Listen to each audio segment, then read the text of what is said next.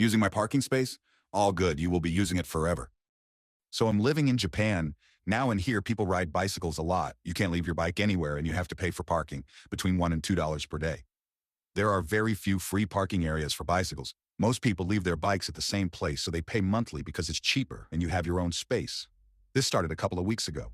Someone in my building started having a guest who decided to steal my bicycle parking space whenever they came to visit. Sometimes they stayed the whole night, so I had to go to the station, pay $1, and come all the way home walking, which meant I would need to walk to the station the next day, getting up earlier, walk like 20 minutes to the station while carrying my heavy bag.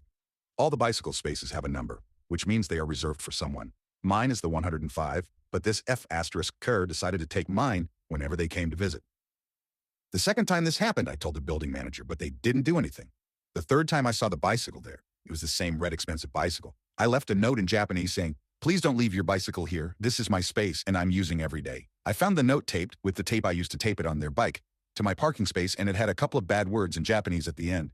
Basically, he was not only stealing my space, but making fun of me by insulting me. Fine. It's just fine. I probably wouldn't have done anything about it if he hadn't written those words. This triggered me and got the worst in me. This person did it again a couple of times, so I knew this would continue. I was thinking about buying another bicycle, a better, more expensive one I could use to go on cycling trips, so a good chain/luck was needed anyway. I bought one of the thickest they had at the store and decided to try its efficiency.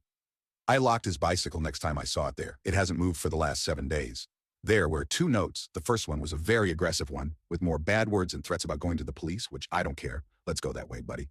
Second note days later was an apology, and they begged for me to unlock the bike because they tried to break it, but they couldn't.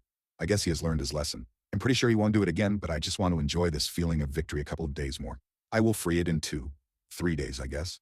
In order to keep my name out of any legal issues, I changed parking lots. It is not as close as this one, but I could come back in a month or 2, and I would be getting a new space, so it would be okay. I left a tiny and very discreet note saying I will free his bicycle in exchange of $100. I wanted to ask for more, but probably he wouldn't pay it. I wrote, "Tape the bill under the seat. I will wait a couple of weeks. If he doesn't pay, I will take it out at night, as far as possible from the place, steal his seat, cut the brakes and tires, and all the other small pieces I can get or destroy. I can't steal the bike and dump her somewhere else because he locked it, so I would need to carry it. The lock I got is the thickest and one of the most expensive in the bicycle shop. You can't cut it with normal tools because the thing is as thick as my finger. I'm pretty sure you need some kind of industrial tools to cut it. It would be easier to cut the parking device because the metal is thinner there,